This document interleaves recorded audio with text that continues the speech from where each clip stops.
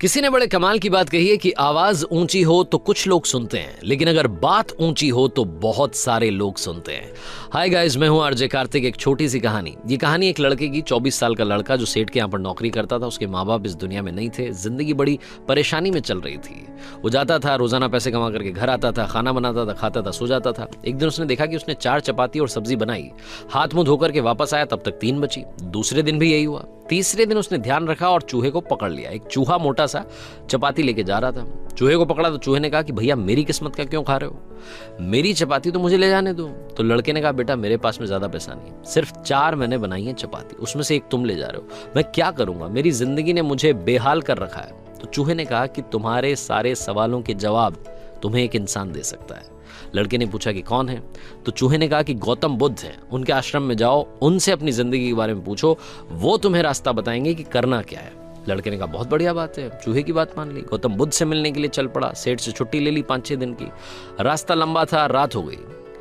इस लड़के को कुछ दिखाई नहीं दे रहा था। थोड़ी दूर पर एक हवेली दिखाई दी, वहां गया, जाकर के शरण मांगी। हवेली की मालकिन ने पूछा कि बेटा कहाँ जा रहे हो? तो लड़के ने कहा कि गौतम बुद्ध के आश्रम जा रहा हूं, उनसे मिलने के लिए। तो मालकिन ने कहा कि बहुत बढ़िया जगह जा रहे हो, गौतम बुद्ध से हमारे एक सवाल का जवाब लेकर के आना, अगर वो सवाल का जवाब दे दें। तो लड़के ने कहा जरूर, आपका सवाल पूछूंगा, बताइए। तो हवेली की मालकिन ने कहा कि बेटा मेरी 20 साल की बेटी है, जो 20 सालों से एक शब्द नहीं बोली है, बोल नहीं सकती है। बस उनसे पूछ लेना कि ये बेटी कब बोलेगी। ये बोलते बोलते उनकी आंखों में आंसू आ गए। लड़के ने कहा माता जी आप परेशान मत हो, मैं जाऊंगा और आपके सवाल का जवाब जरूर लेकर आऊंगा। लड़का अगले दिन चल पड़ा। रास्ता बहुत ज्यादा लंबा था। रास्ते में उसे बड़े बड़े पहाड़ मिले, ऊंचे ऊंचे पहाड़, बर्फ वाले पहाड़। उसे समझ नहीं आ रहा था कि कैसे पार करूंगा, बड़ी देर हो जाएगी। तभी उसे एक जादूगर दिखाई दिया जो वहां बैठ करके तपस्या कर रहा था। जादूगर के पास गया, उससे बोला कि मुझे गौतम बुद्ध से मिलने के लिए जाना है, रास्ता तो बहुत ही परेशानी वाला लग रहा है, कैसे मैं पार करूंगा? तो जादूगर ने कहा कि गौतम बुद्ध से मिलने जा रहे हो, मेरे एक सवाल का जवाब लेकर के आ जाना, पहाड़ तुम्हें फटाफट से पार करा दूंगा। लड़के ने कहा आपका सवाल बताओ। तो जादूगर ने कहा कि 1000 सालों से यहाँ पर इसी पहाड़ पर तपस्या कर रहा हूँ स्वर्ग जाने के लिए, मुझे समझ नहीं आ रहा कि स्वर्ग कब जाऊंगा। तो लड़के ने कहा ठीक है, आपके सवाल का जवाब लेकर के आते हैं। जादूगर ने छड़ी घुमाई, लड़के को पहाड़ पार करा दिए। मैदानी इलाका आ गया। वहां पर एक बड़ी सी नदी थी। लड़के के सामने फिर से समस्या थी कि अब ये नदी कैसे पार करें। तभी उसे वहां पर एक बड़ा सा कछुआ दिखाई दिया। कछुए से मदद मांगी कि आपकी पीठ पर बैठा करके मुझे नदी पार करा दीजिए। कछुए ने कहा ठीक है। जब नदी पार कर रहे थे तो कछुए ने पूछा कि कहाँ जा रहे हो? तो लड़के ने कहा गौतम बुद्ध से मिलने जा रहा हूँ। कछुए ने कहा वाह यार, बड़ी अच्छी जगह जा रहे हो, एक काम करना, मेरे सवाल का जवाब ले आना। तो लड़के ने कहा कि आपका भी सवाल बताइए। तो कछुए ने अपना सवाल बताया कि मैं बड़े टाइम से 500 सालों से इसी नदी में हूं और ड्रैगन बनने की कोशिश कर रहा हूं, ड्रैगन कब बनूंगा ये बस पूछ करके आ जाना। लड़के ने कहा ठीक है। लड़का पहुंचा आश्रम में, गौतम बुद्ध के पास। प्रवचन चल रहा था, प्रवचन खत्म हुआ। गौतम बुद्ध ने कहा कि हर कोई मुझसे सवाल पूछ सकता है, लेकिन सिर्फ 3 सवालों के जवाब दिए जाएंगे। अब लड़के के सामने समस्या थी कि किसके सवाल को ड्रॉप करें, किसका सवाल छोड़ें और किसका पूछें।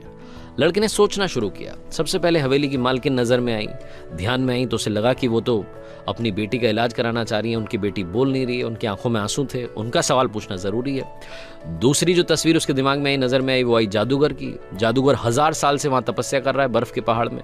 तीसरी तस्वीर आई कछुए की, जो 500 साल से नदी में ड्रैगन बनना चाह रहा है। फिर लड़के को अपनी तस्वीर नजर आई, जो सेठ के यहाँ पर एक लड़का नौकरी कर रहा है। लड़के ने सोचा कि मैं तो नौकरी कर ही रहा हूँ, खाना खा ही रहा हूँ, ठीक चल ही रहा है, थोड़ी और मेहनत करूंगा, कुछ बदलूंगा। इन 3 लोगों की जिंदगी में बदलाव लाना जरूरी है, इन 3 के सवाल पूछने जरूरी है। लड़के ने गौतम बुद्ध से तीनों के सवाल पूछे।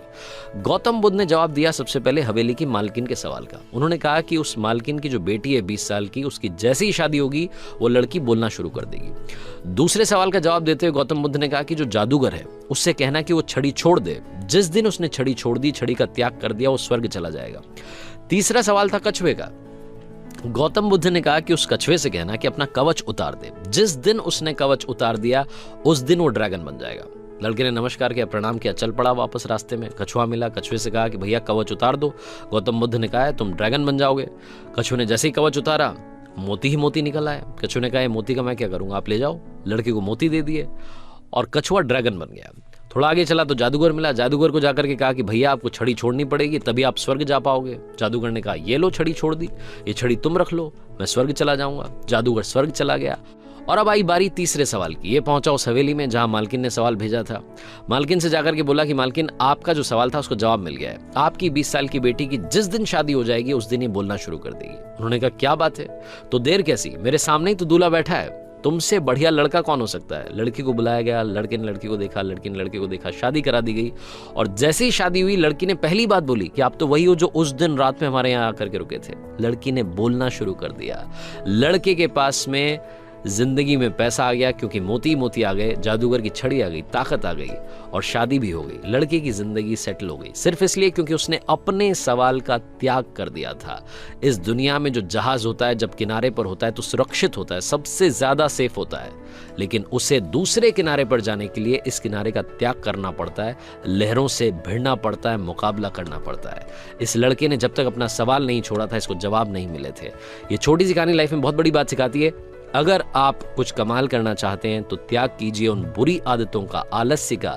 सुबह जल्दी उठना शुरू कीजिए, अपनी लाइफ में जो बैड हैबिट्स हैं उन्हें हटाइए, तभी जाकर के आप कमाल कर पाएंगे। आरजे कार्तिक एक बार फिर आपसे कहेगा, कर दिखाइए कुछ ऐसा कि दुनिया करना चाहे आपके जैसा।